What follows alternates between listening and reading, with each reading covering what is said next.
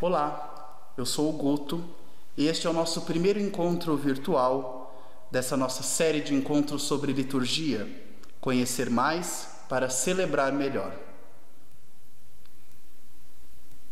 Todos nós, seres humanos, temos necessidade de celebração. Na verdade, a nossa vida é constantemente construída pelo fato de celebrar. Nós celebramos os nossos nascimentos, celebramos o batizado de um ente querido, celebramos aniversários, celebramos matrimônios, até a morte nós celebramos. E não apenas nós, todas as culturas do mundo possuem o elemento da festa e do celebrar. Porque no fundo é isso que dá sentido à vida. Celebrar vem do latim celebrare, que significa honrar, fazer solenidade, tornar célebre, tornar memorável. Nós, cristãos, tornamos célebre, celebramos, honramos na liturgia o mistério pascal de Jesus. Toda a sua vida, desde o seu nascimento, a sua missão, a sua entrega no pão e no vinho, a sua entrega na cruz e a sua ressurreição dos mortos. E após a ressurreição, a sua ascensão aos céus, o dom do Espírito enviado em Pentecostes e a missão da Igreja, que prolonga a ação salvífica de Jesus até os nossos dias. Celebramos e comemoramos. Comemorar, por sua vez, vem do latim commemorare, que significa recordar, lembrar, festejar, fazer cerimônia festiva para relembrar o fato marcante. Nós, cristãos, mais do que apenas comemorar, apenas fazer memória, nas nossas liturgias, nós atualizamos o mistério de Cristo que celebramos. Não é mais ontem. Aquele mistério acontecido do nascimento em Belém, aquele mistério da entrega na cruz no alto do Calvário, aquele mistério da ressurreição dos mortos ao terceiro dia, não celebramos como um fato passado, mas através do rito e dos símbolos, tornamos presente hoje, experimentamos, vivemos essa realidade. Durante a Eucaristia, não apenas fazemos memória da cruz do Senhor, mas experimentamos o Calvário que Ele sofreu por nós. Não apenas fazemos memória da ressurreição, mas hoje, ressuscitados com Ele, também nós experimentamos a sua presença viva no seu mistério pascal. Mas afinal, o que é liturgia? Liturgia é uma palavra que provém do grego, liturgia, e significa literalmente trabalho, serviço. Na Grécia Antiga, era um termo usado no mundo civil para designar um serviço a favor do povo. O termo liturgia aparece na Bíblia dos 70, que nós chamamos Septuaginta, por volta de 170 vezes. Na Bíblia hebraica, na versão dos 70, assim chamada, porque foi traduzida do hebraico para o grego por 70 pessoas, 70 tradutores, o termo aparece 170 vezes, sempre para definir o culto realizado pelos levitas, pelos sacerdotes do povo de Israel. Sempre traduzindo duas palavras, sheret e abhad. Enquanto no Novo Testamento, esse termo aparece apenas uma vez no livro dos Atos dos Apóstolos, com conotação litúrgica, como podemos ver em Atos, capítulo 13, versículo 2. Durante uma celebração em honra do Senhor, na qual jejuavam, o Espírito Santo disse: separem para mim Barnabé e Saulo, para o trabalho ao qual eu os chamei. Então jejuaram, rezaram e impuseram as mãos sobre eles e os deixaram partir. Essa é a única vez que no Novo Testamento a palavra liturgia, em grego, aparece com um sentido de culto da comunidade cristã. Todas as outras 3 vezes que ela aparece nos textos do Novo Testamento são sempre relacionados a outras situações, como o trabalho de Paulo. Essa é a única vez que essa palavra liturgia em grego aparece nos textos do Novo Testamento, com o sentido, com a conotação de culto da comunidade cristã.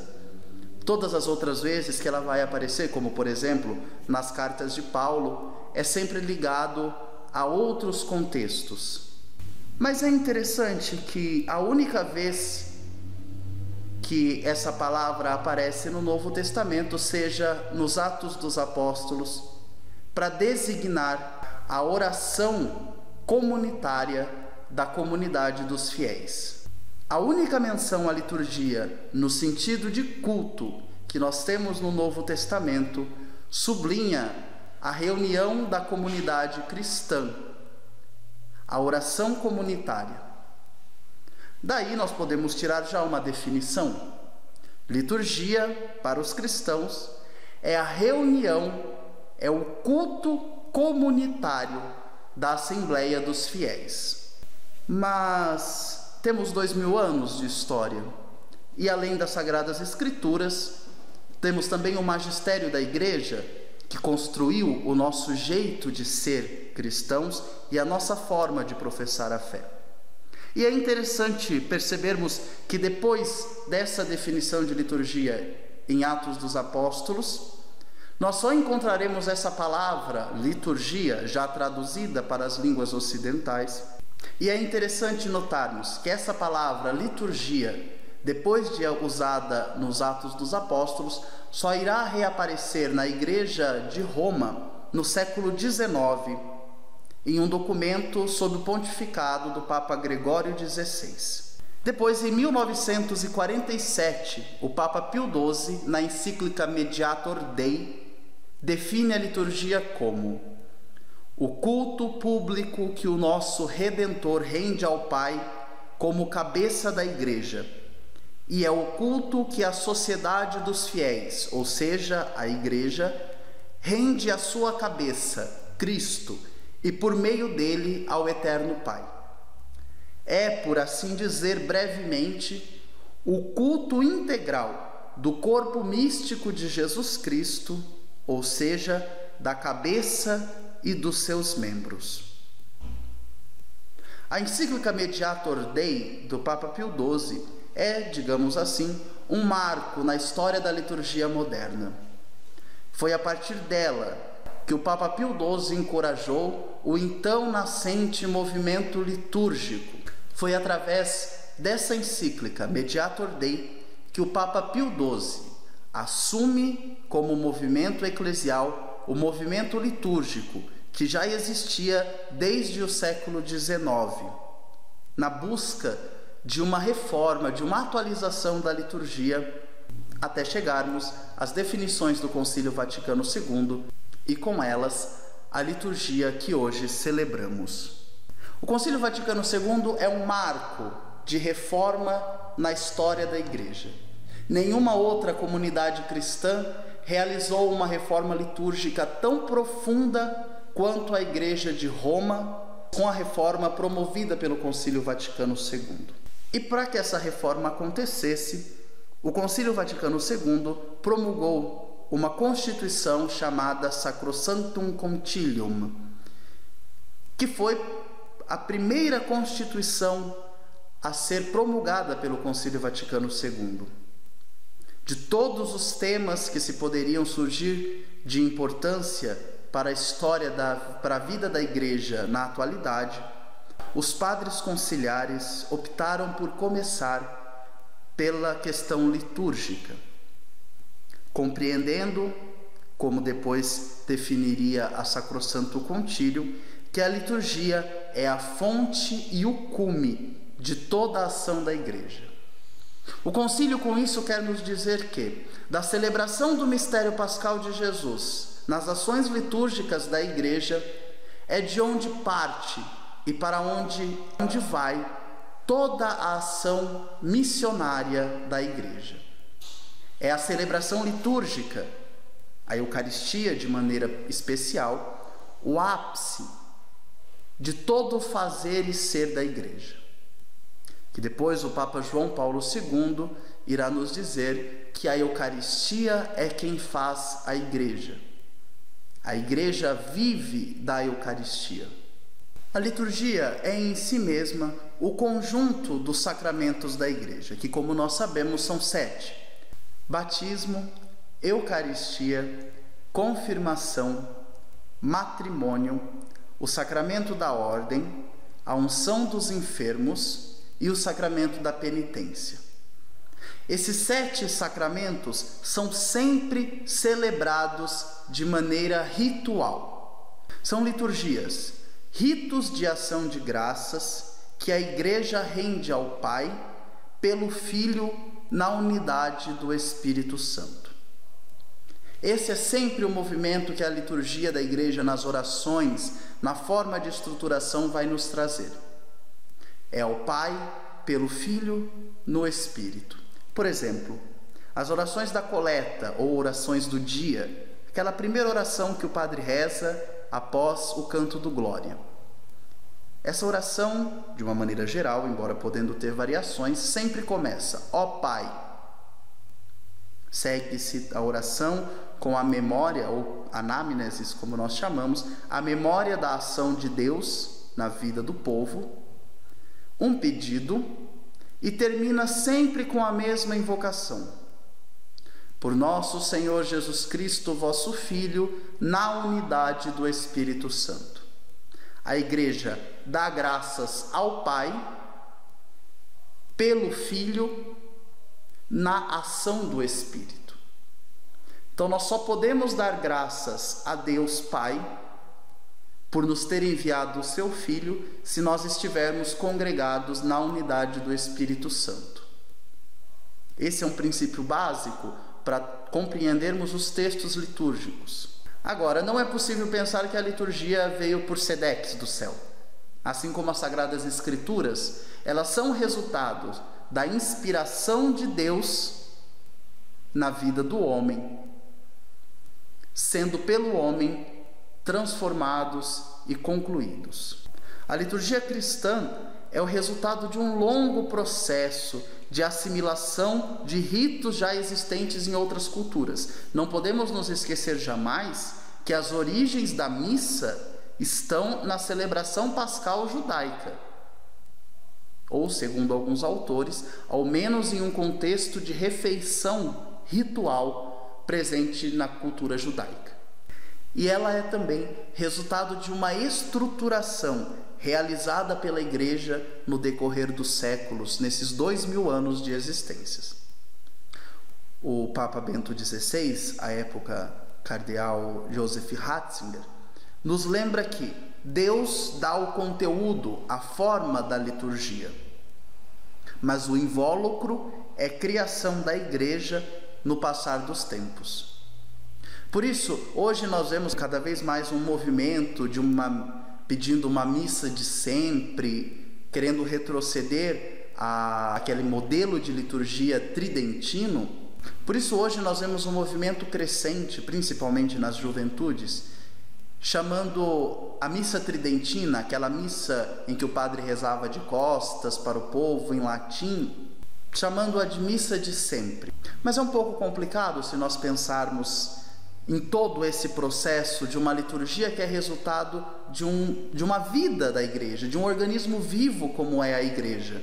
Trento não celebrava mais como as primeiras comunidades cristãs, assim como não celebrava mais como a Reforma Gregoriana, assim como não celebramos mais como Trento celebrava. A liturgia é sempre resultado de uma relação da igreja com o contexto do mundo no qual ela está inserida. Mudamos a forma, sim, mas o conteúdo ainda permanece o mesmo. Nos alimentamos das mesas da palavra e da Eucaristia. Nas duas, o Cristo se dá como alimento.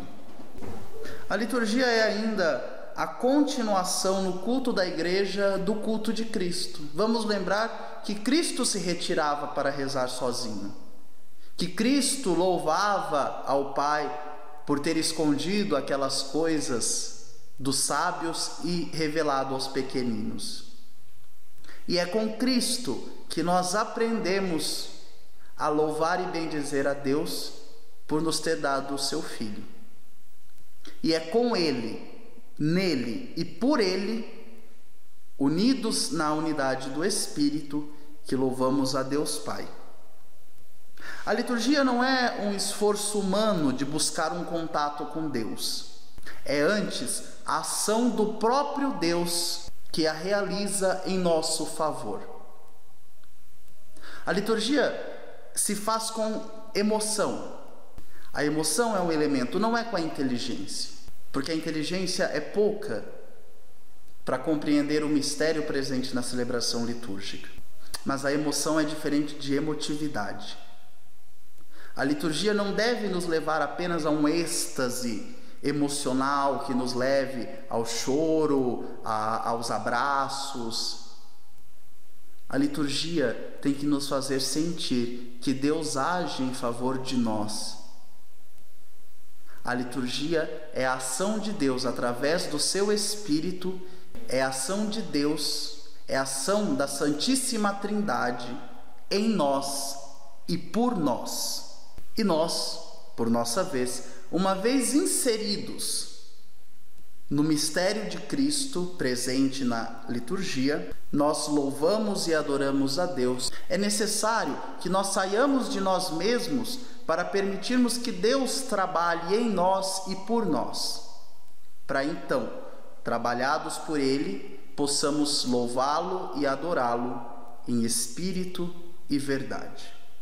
Segundo o Papa Pio XII, a liturgia é antes uma ação de Cristo na igreja e depois uma ação da igreja para Deus. É sempre no movimento descendente de Deus para nós, e quando a graça cumpre a sua função em nós, nós retomamos a Deus em um movimento ascendente, louvando, bendizendo e adorando. A liturgia é opus trinitatis, é obra da Santíssima Trindade em nós, é aquilo que ela opera sobre nós e em nós. É a manifestação do mistério de Deus, da redenção de Cristo. O mistério da manifestação de Deus em Jesus se prolonga em nós, através de nossos símbolos e ritos, em nossa proclamação e participação. Esses são os dois elementos que compõem a liturgia: o símbolo e o rito. O símbolo presente na água, o rito que abençoa a água, o símbolo do pão e do vinho, o rito que converte o pão e o vinho em corpo e sangue de Cristo, o elemento do óleo, o rito que unge o enfermo, o elemento da contrição, o rito que absolve o pecado. É sempre nessa relação entre esses dois elementos, símbolo e rito, que a liturgia acontece. E é por isso que a liturgia não é uma coisa que nós podemos mudar e fazer ao nosso gosto. A liturgia é um presente que recebemos de Deus, que foi sistematizado pela Igreja e é colocado ao nosso favor. É a liturgia a quem devemos servir. Não somos nós que devemos nos servir da liturgia. É claro, isso não quer dizer que nós tenhamos que viver uma liturgia rubricista, como dizemos. uma liturgia que siga a letra e o gesto unicamente. É possível e é aprovável que nós tragamos elementos das nossas vidas para celebrar. Porém, é necessário sempre pensar em que ponto esses elementos irão ajudar as pessoas a se conectarem com Deus e a sentirem esse movimento de Deus que age em nós de maneira especial. Na liturgia acontece a manifestação do corpo de Cristo. Como nós lembramos bem, na carta de São Paulo aos Romanos, no capítulo 12, versículo 4, o apóstolo nos traz uma bela definição de igreja. Pois assim como num só corpo temos muitos membros, e estes membros não têm todos a mesma função, assim também nós, embora sendo muitos, somos um só corpo em Cristo, e individualmente somos membros uns dos outros. Na liturgia, essa realidade da comunidade cristã, como corpo místico de Cristo, do qual o próprio Senhor é a cabeça, se torna visível. Na liturgia, a Assembleia Cristã é a reunião do corpo do Senhor. Por ele, esse corpo é presidido na pessoa do ministro ordenado, o padre, ou, em alguns casos, diante da impossibilidade da presença do sacerdote, de um ministro leigo ou leiga que preside a celebração da palavra. O corpo de Cristo, na Assembleia Cristã, é convocado por ele, sob a graça de Deus Pai, e congregados no amor do Espírito Santo. Por isso, quando estamos reunidos para a celebração da missa, nós somos o corpo de Cristo. Santo Agostinho nos traz um elemento muito interessante de compreensão. Ele dizia: no momento da comunhão, quando o padre te entrega o pão, o corpo de Cristo, e te diz, o corpo de Cristo, você responde, amém. O que nós devemos entender deste rito? O padre entrega a Eucaristia e diz, tu és o corpo de Cristo, do qual este pão é a imagem. E você responde, amém. Ou seja, sim, eu sou o corpo de Cristo. Por isso a Eucaristia, quando nós comemos o pão, quando nós bebemos do vinho eucaristizados, nós estamos bebendo e comendo a nossa própria realidade. O sacramento do corpo e sangue do Senhor Jesus é o alimento que nos une. Nós comemos e bebemos aquilo que nós somos, o corpo de Cristo na história, no dia a dia.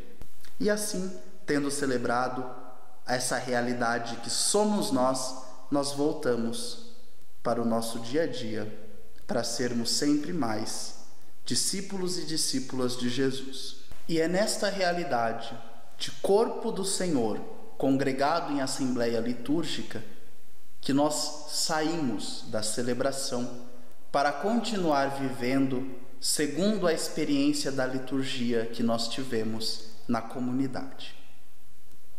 Para a gente encerrar, gostaria de trazer uma citação da Instrução Geral do Missal Romano, sempre lembrando que este livro, o Missal Romano, é o livro que contém as orações da missa, as orações da Eucaristia, e está sempre sobre o altar.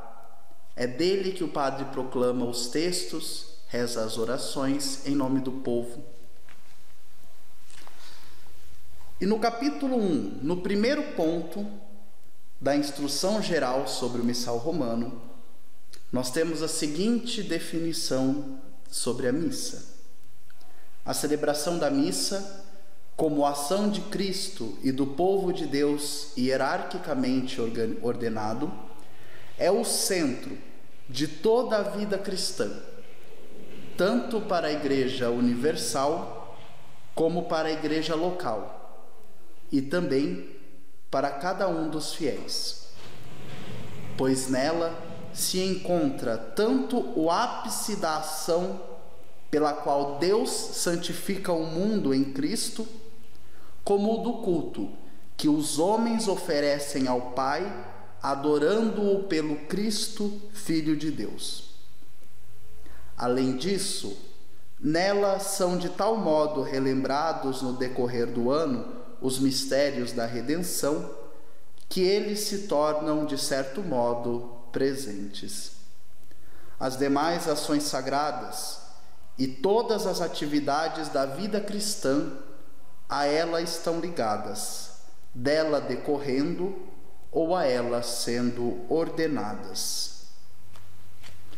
Que nessa experiência de sermos corpo de Cristo, reunidos para a Assembleia Litúrgica, nós possamos experimentar a graça de Deus que nos santifica e adorá-lo e bendizê-lo por nos ter dado o seu Filho Jesus Cristo e nos ter irmanado no Espírito Santo. Muito obrigado por ter estado conosco neste nosso primeiro encontro virtual. É um prazer que nós possamos, juntos e juntas, conhecer mais para celebrar melhor. Até o nosso próximo encontro. Fiquem com Deus.